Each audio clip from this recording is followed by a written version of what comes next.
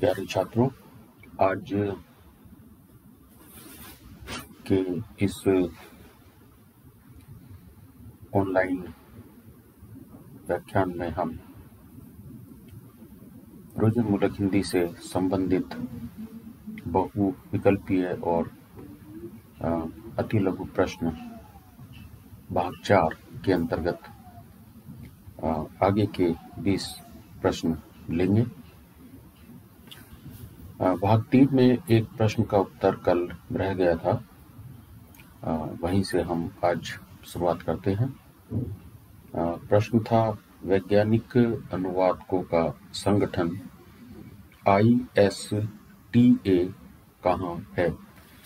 इसके 4 विकल्प दिए गए थे: कोलकाता, दिल्ली, मुंबई और चेन्नई।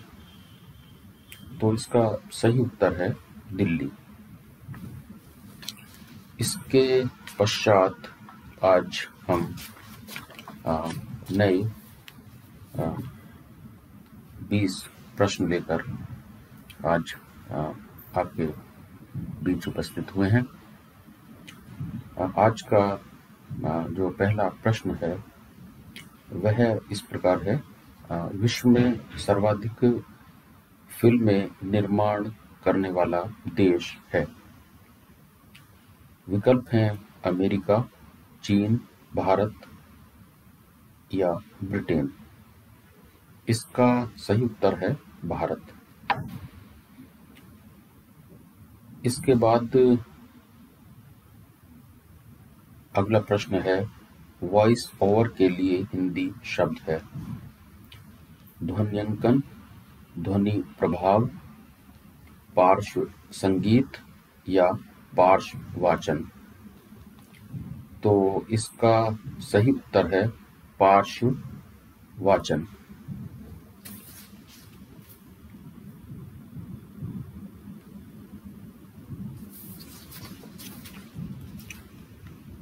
इसके बाद अगला प्रश्न है, सबसे कठिन अनुवाद किस साहित्यिक विधा का होता है?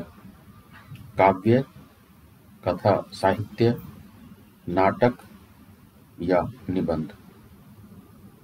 इसका सही उत्तर है काव्य। इसके पश्चात अगला प्रश्न है, टेलीविजन के आविष्कार का श्रेय किसे दिया जाता है? John Logie Baird, Edison, Einstein या मार्कोनी। तो इसका सही उत्तर है जॉन लोगी बेयर्ड। इसके पश्चात अगला प्रश्न है, किसी कर्मचारी के स्थानांतरण की सूचना देने के लिए प्रयुक्त कार्यालयी पत्र का नाम है। विकल्प इस प्रकार हैं: कार्यालयी आदेश या कार्यालय आदेश, कार्यालय या कार्यालय ज्ञापन, निविदा सूचना या परिपत्र। तो इसका सही उत्तर है कार्यालयी आदेश या कार्यालय आदेश, ऑफिस ऑर्डर। ऑफिस ऑर्डर या कार्यालयी आदेश या कार्यालय आदेश यह वह कार्यालयी पत्र है जिसमें किसी मंत्रालय, विभाग एवं कार्यालय के कर्मचारियों को उनकी नियुक्ति, स्थायीकरण, स्थानांतरण, पदोन्नति, अवकाश, स्वीकृति, अस्वीकृति आदि के विषय में आंतरिक प्रशासन संबंधी आदेश प्रसारित किए जाते हैं।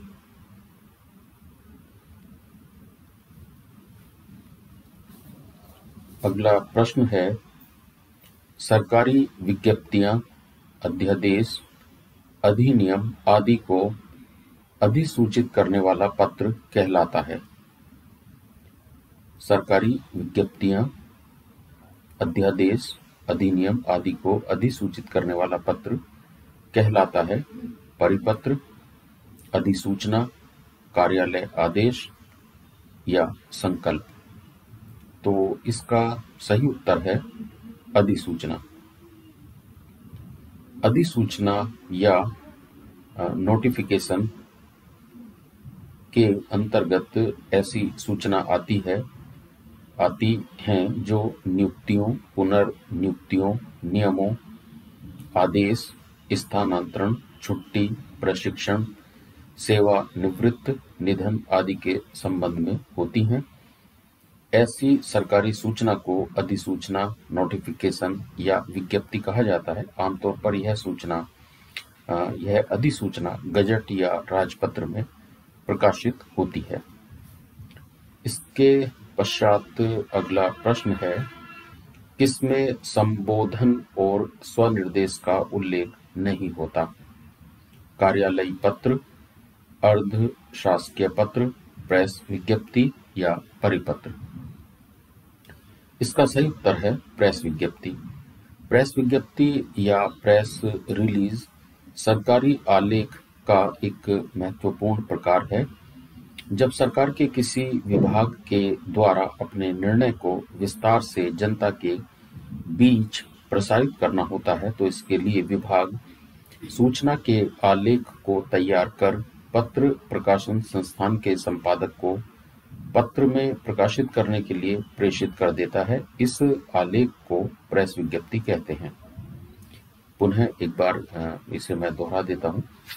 प्रेस विज्ञप्ति या प्रेस रिलीज सरकारी आलेख का एक महत्वपूर्ण प्रकार है। जब सरकार के किसी विभाग के द्वारा अपने निर्णय को विस्तार से जनता के बीच प्रसारित करना होता है तो इसके लिए विभाग सूचना के आलेख को तैयार कर पत्र प्रकाशन संस्थान के संपादक को पत्र में प्रकाशित करने के लिए प्रेषित कर देता है। इस आलेख को प्रेस विज्ञप्ति कहते हैं। अगला प्रश्न है, इनमें से कौन सा गुण संपादक के नाम लिखे गए पत्रों में नहीं होता? संक्षिप्तता, स्पष्टता, अपूर्णता या क्रमबद्धता? तो इसका सही उत्तर है अपूर्णता।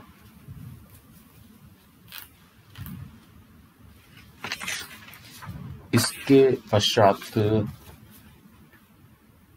अगला प्रश्न है,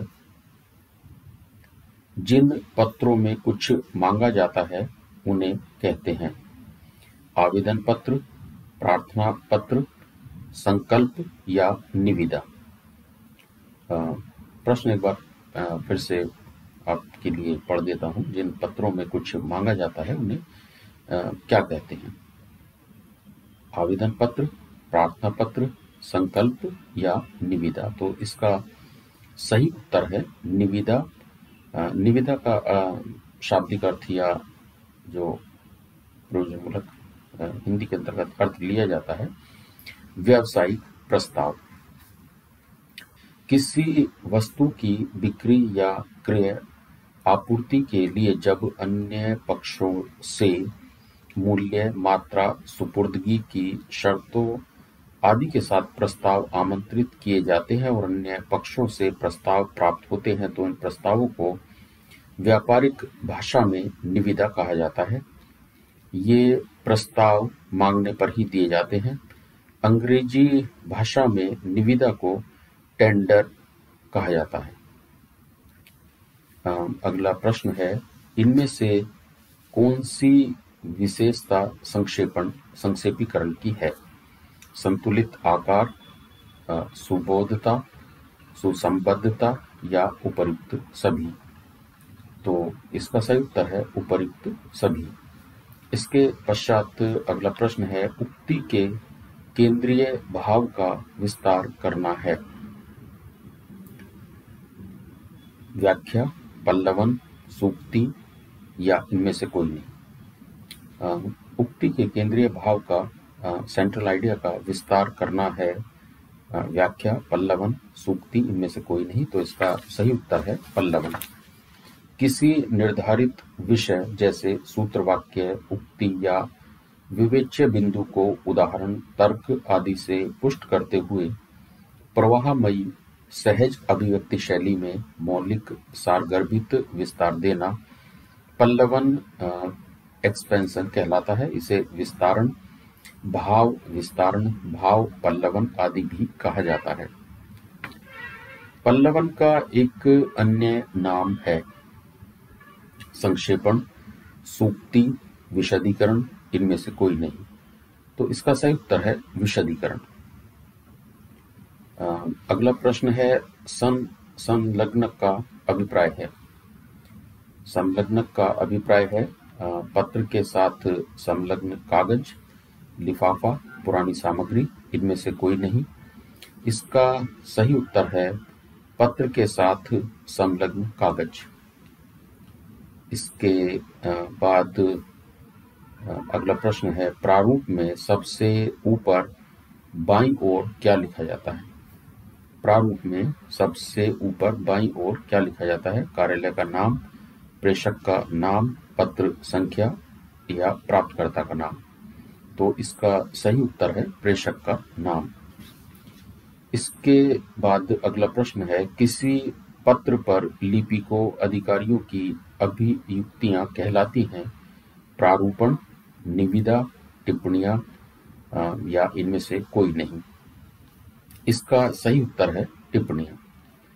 इसके पश्चात अगला प्रश्न है टिप्पणी लेखन में लिपिक कहाँ हस्ताक्षर करता है। बाईं ओर, दाईं ओर, बीच में, कहीं नहीं। तो इसका सही उत्तर है बाईं ओर। अगला प्रश्न है टिप्पणी लेखन में अधिकारी कहाँ हस्ताक्षर करता है। बाईं ओर, दाईं ओर, बीच में या सबसे ऊपर। तो इसका सही उत्तर है दाईं ओर। इसके बाद अगला प्रश्न है कौन सा सॉफ्टवेयर अंग्रेजी से हिंदी में अनुवाद करने का काम करता है। श्रीलिपि, अक्षरमाला, स्क्रीन टॉक, कॉल सॉफ्टवेयर। कौन सा सॉफ्टवेयर अंग्रेजी से हिंदी में अनुवाद करने का काम करता है। श्रीलिपि, अक्षरमाला, स्क्रीन टॉक, कॉल सॉफ्टवेयर। तो इसका सही उत्तर है श्रीलिपि।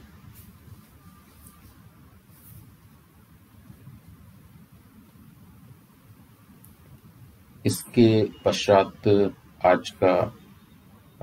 आज के इस भाग 4 का अंतिम प्रश्न मैं आपके बीच रखता हूं। नेट एस्केप क्या है। ब्राउजर, वेब, रेखीय वेब ब्राउजर, इनमें से कोई नहीं। नेट एस्केप क्या है। ब्राउजर, वेब, रेखीय वेब ब्राउजर, इनमें से कोई नहीं। तो इसका सही उत्तर है ब्राउजर। ब्राउजर या वेब ब्राउजर एक एप्लीकेशन सॉफ्टवेयर है। यह एक डिवाइस में इंस्टॉल्ड होकर रहता है। जब वो डिवाइस इंटरनेट से जुड़ता है तब ये वेब ब्राउजर काम करना शुरू करता है। इंटरनेट और वेब ब्राउजर एक दूसरे से जुड़े हुए हैं। बिना इंटरनेट के ना हम वेब ब्राउजर का इस्तेमाल कर सकते हैं और ना ही बिना वेब ब्राउजर के इंटरनेट हमारे किसी काम आ सकता है। प्रमुख वेब ब्राउजर निम्न हैं Google Chrome, internet explorer, Microsoft Edge, Mozilla Firefox, opera आदि। ब्राउज अर्थात सरसरी तौर पर देखना या खोजना या ढूंढना। तो आज के इस भाग 4 को हम इसी प्रश्न के साथ आज विराम देते हैं। कल फिर भाग 5 के साथ मैं आपके बीच पुनः उपस्थित होता हूँ और तब तक के लिए धन्यवाद।